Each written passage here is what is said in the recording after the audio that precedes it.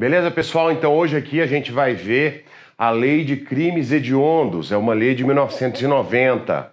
Primeira coisa que os senhores devem estar se perguntando, para quem já estudou o direito penal, a parte geral, a principiologia, para quem já estudou criminologia, muita gente deve achar estranho alguns doutrinadores falarem que o Brasil tem um compromisso constitucional penal com o minimalismo. Não é isso? O Brasil tem um compromisso constitucional penal a partir da sua principiologia com aquela vertente que pugna pela intervenção mínima do direito penal, que pugna pelo uso episódico do direito penal. E de repente a gente vê uma lei dos crimes hediondos, né? O problema, senhores, é que os doutrinadores, eles extraem da Constituição principiologias que às vezes não estão expressas na Constituição. E às vezes eles extraem a principiologia da Constituição de partes outras que não as partes que falam do direito penal.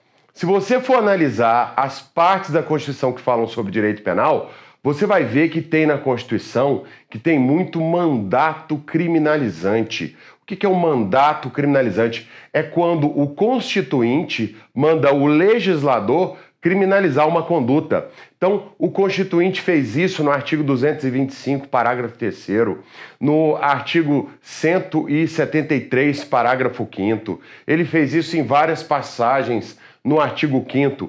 E ele fez isso em relação aos crimes hediondos. Então, vamos na Constituição aqui, vamos ver aonde que existe essa passagem. Vamos ver se existe mesmo essa passagem. Olha aqui, ó. No inciso 43, a lei considerará, crimes inafiançáveis e insuscetíveis de graça, anistia, a prática de tortura, tráfico de entorpecentes, drogas afins, terrorismo e os definidos como crimes hediondos, por eles respondendo os mandantes, os executores e aqueles que, podendo evitá-los, se omitem.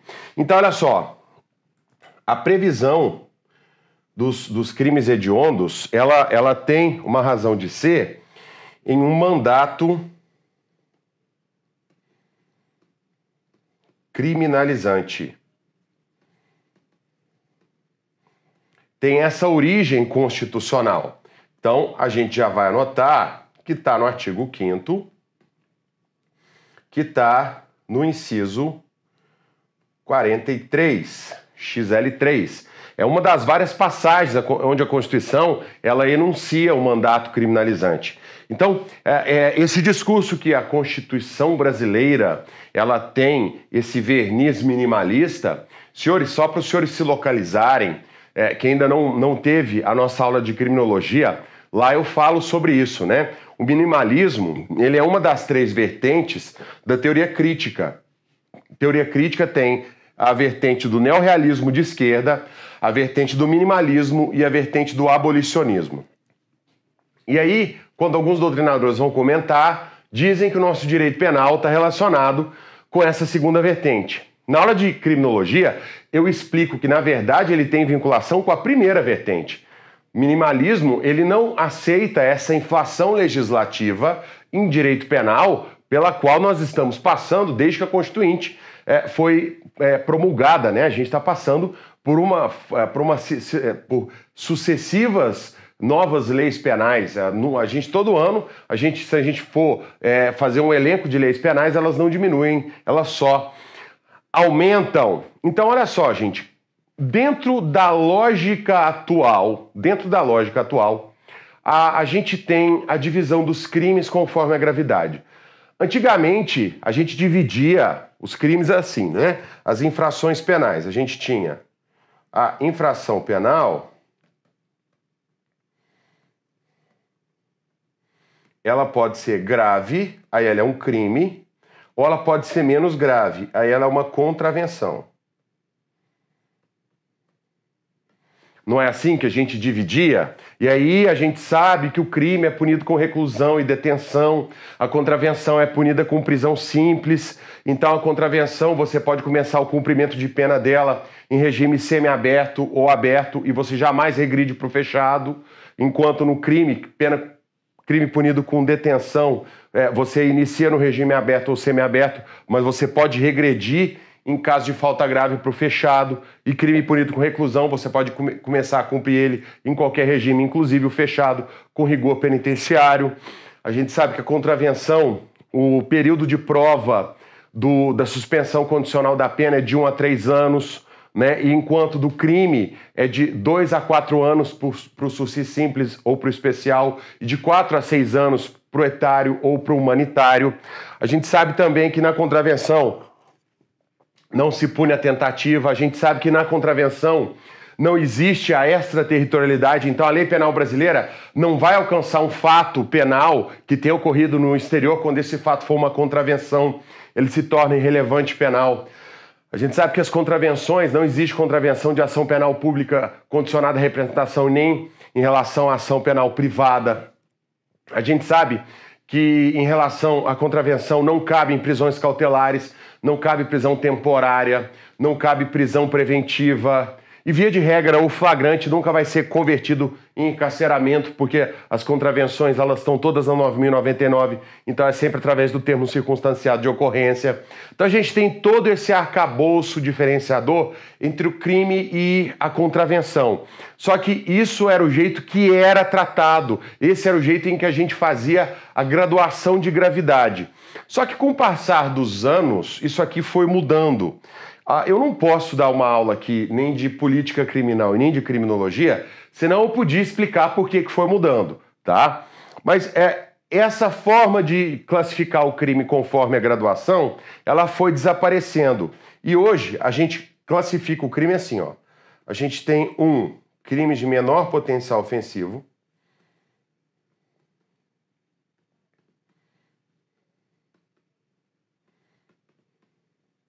A gente tem 2 crimes de médio potencial ofensivo.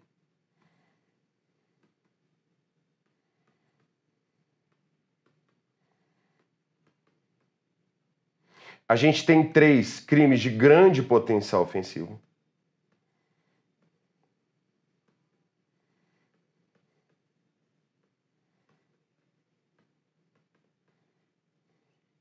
E a gente tem 4, os delitos hediondos. Tá, olha só. O que é um crime de pequeno, né, de menor potencial ofensivo? É aqueles crimes cuja pena máxima seja de até 2 anos, tá?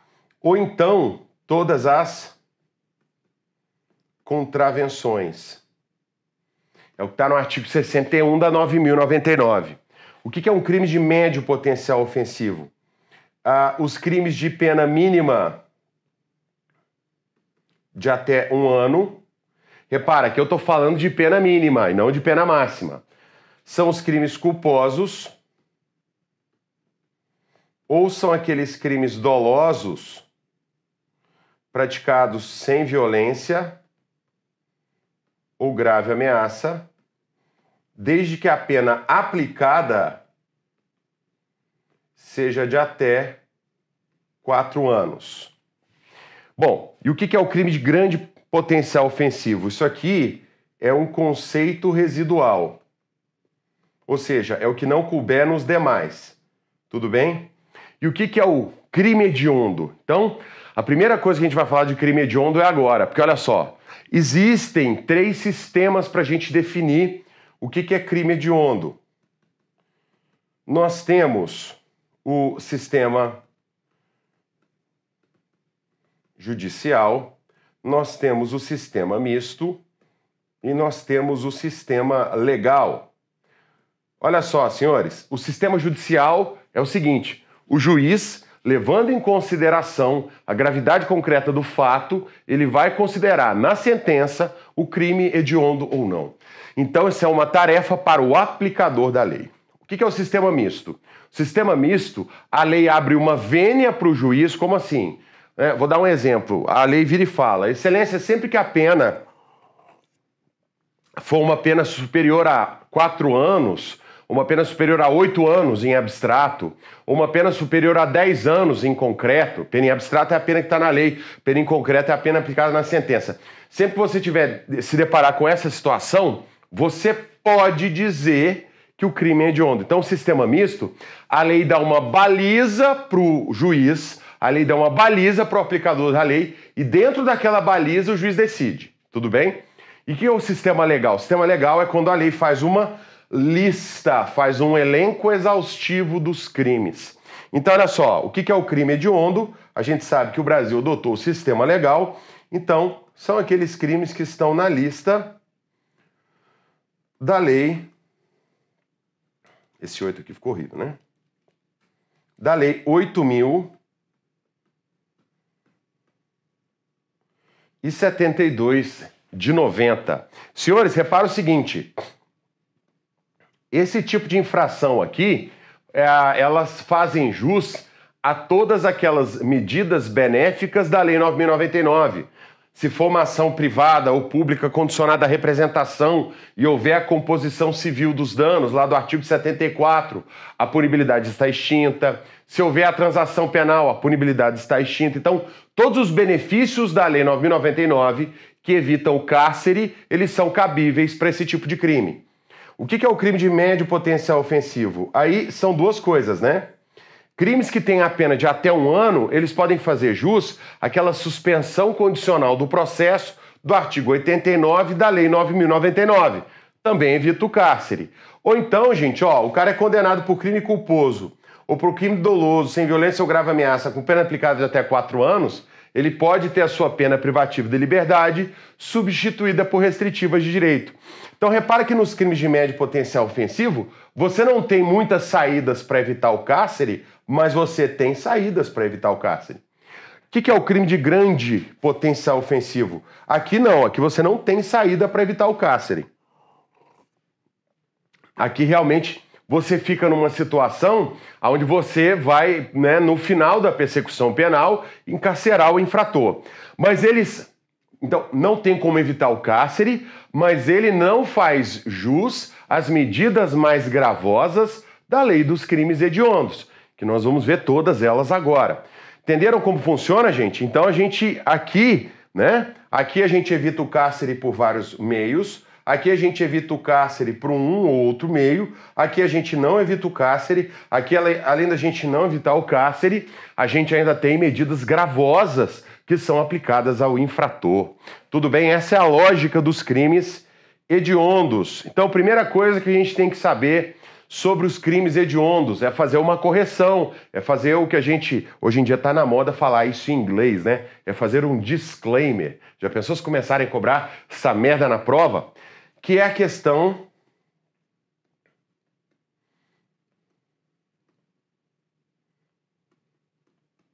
da imprescritibilidade. Porque muita gente acha que crime hediondo não prescreve. E eu vou te explicar por que muita gente acha que crime hediondo não prescreve. Se a gente for na Constituição, a gente vai daqui a pouquinho, a gente vai ver lá no artigo 5º, que a gente tem o artigo 5º, ele é feito de bloquinhos, viu, gente? Eu nunca vou decorar todos os incisos do artigo 5º. Se você decorar eles um por um, você nunca vai decorar. Mas se você for estudando eles, você vai ver que eles têm bloquinhos, tá? Vou dar uma dica para vocês. As inviolabilidades da vida privada, do domicílio e das comunicações, eles estão em incisos sucessivos, não estão? 10, 11 e 12. Então, esses 3 incisos são os incisos das inviolabilidades. Se você quiser memorizar um por um, realmente fica difícil.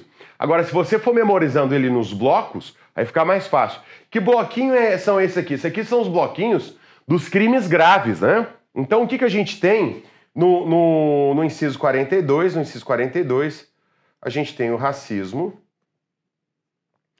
No 43, a gente tem hediondo, mais TTT.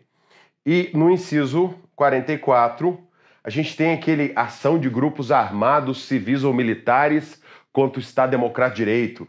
Esse crime é um mandato criminalizante que nunca foi obedecido, né? Então, vamos pôr o grupo armado.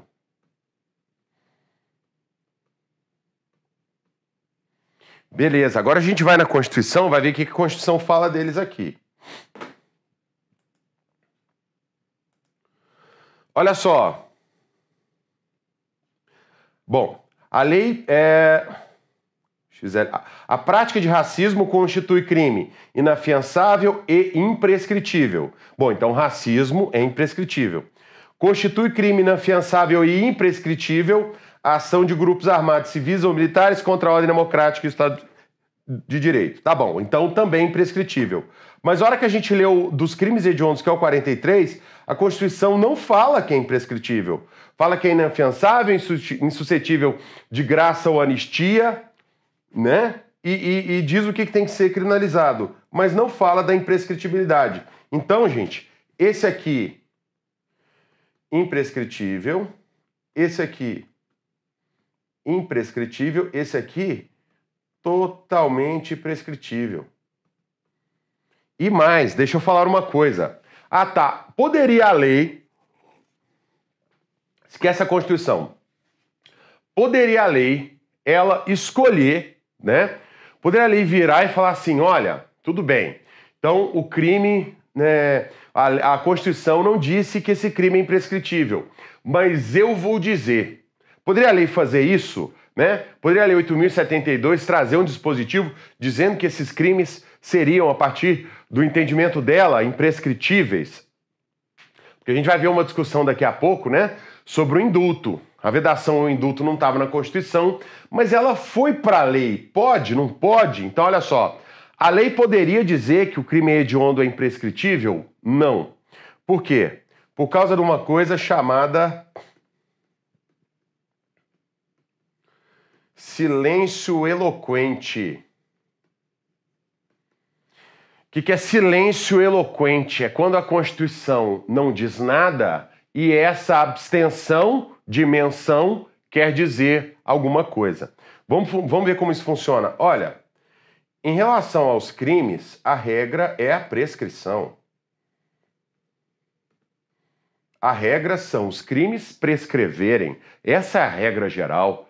O Estado tem um tempo para realizar a persecução penal, por quê? Para efeitos de segurança jurídica. Já imaginou se o Estado não tivesse um tempo para realizar a persecução penal? Uma pessoa cometia um crime e o Estado ficaria, como no dizer dos juristas, né, com a espada de Damocles eternamente sobre a cabeça do infrator. Né? A qualquer momento o cidadão poderia ter sua cabeça decepada. Como é que o cara ia levar a vida dele? Né? Ah, eu vou fazer um vestibular, mas eu não sei, eu vou ser preso. Vou arrumar um emprego, mas não sei, eu vou ser preso. Vou casar, não sei, eu vou ser preso. Vou ter um filho, não sei, eu vou ser preso. Então o cara ia ficar nessa nóia a vida inteira. Então é óbvio que os crimes prescrevem e os crimes têm que prescrever, mesmo porque a persecução penal tardia, ela não realiza nenhuma daquelas finalidades da pena.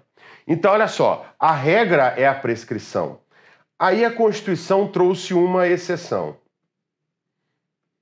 Deixa eu perguntar uma coisa para os senhores, gente. Sempre que a gente traz exceções a uma regra, a gente traz a exceção numeros clausus ou a gente traz a exceção numeros apertos? A gente traz a exceção em uma lista fechada ou a gente traz a exceção em uma lista aberta? A nossa lista de exceções, ela é clausulada, são só aquelas, ou ela vai ser exemplificativas? São aquelas e as que parecem com elas. Olha só, gente, quando a gente traz uma exceção, né, a exceção ela não pode ser regra. Então a lógica da exceção é que ela seja, como o próprio nome diz, episódica, pontual, excepcional. Então olha só, a exceção foram duas situações de imprescritibilidade, não é? Racismo e o grupo armado. Olha só, se a Constituição dissesse que era imprescritível o racismo e todas as ações tão abjetas quanto, ou o grupo armado e todas as situações tão abjetas quanto, não é a técnica correta de você trazer uma exceção.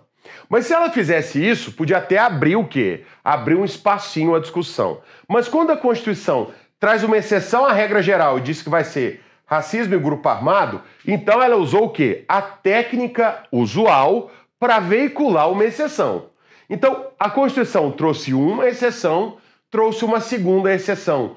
Pode existir uma terceira? Olha, Se a Constituição que está acima da lei não trouxe, não pode a lei que está abaixo da Constituição trazer. Esse silêncio da Constituição é uma vedação para o legislador infraconstitucional. É uma vedação que está, de forma ostensiva, num silêncio eloquente, num silêncio que quer dizer alguma coisa. Essa que é a dinâmica. Então, os crimes hediondos, eles prescrevem, e além deles prescreverem, não pode a lei, tá? A lei ordinária, vir e dizer que eles não podem prescrever.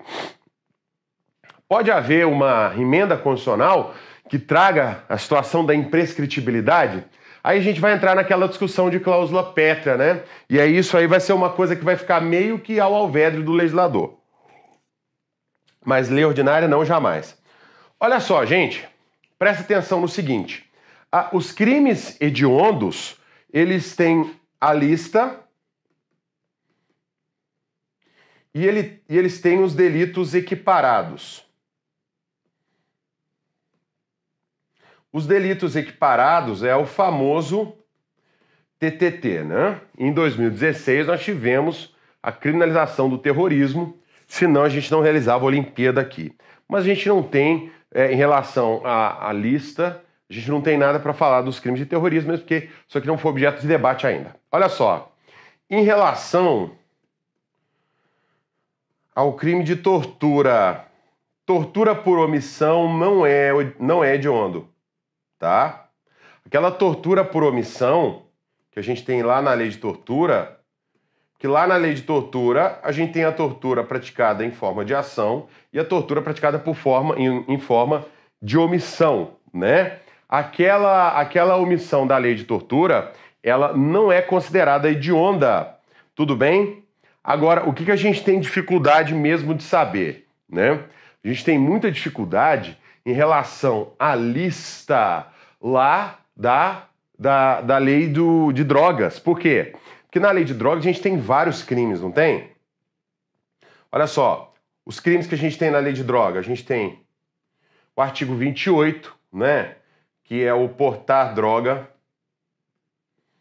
A gente tem o artigo 33, que é o tráfico de drogas. A gente tem o artigo 33, parágrafo 1º, que são as condutas equiparadas ao tráfico.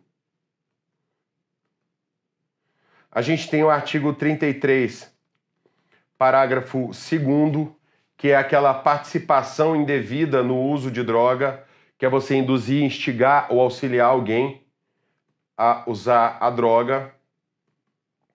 A gente tem o 33, parágrafo 3º, que é o consumo compartilhado da droga. Consumo compartilhado da droga. A gente tem o artigo 34, que é o tráfico de maquinário. A gente tem o artigo 35, que é a associação. Delito de associação para o tráfico. A gente tem o artigo 36, que é o delito do financiador. Então, o financiamento do tráfico. A gente tem o artigo 37, que é a figura do colaborador como informante, colaborador eventual. A gente tem a figura do artigo 38, que é aquela de prescrição culposa, prescrever ou ministrar culposamente, né, droga de que a pessoa não precisa ou em quantidade superior. E a gente tem o artigo 39, que é aquele delito de você dirigir embarcação e aeronave sobre o efeito de droga. Gente, tem que me tirar agora. Tem que me tirar. Isso mesmo, senhores. Olha só. Senhores, presta atenção na seguinte situação. Essa lista aqui são os crimes hediondos lá na lei de droga. Essa lista aqui, eles não são hediondos. Gente, agora presta muita atenção no que eu vou falar. Crime, né? O tráfico de droga em si é esse. É esse. Tudo bem? Os crimes de tráfico,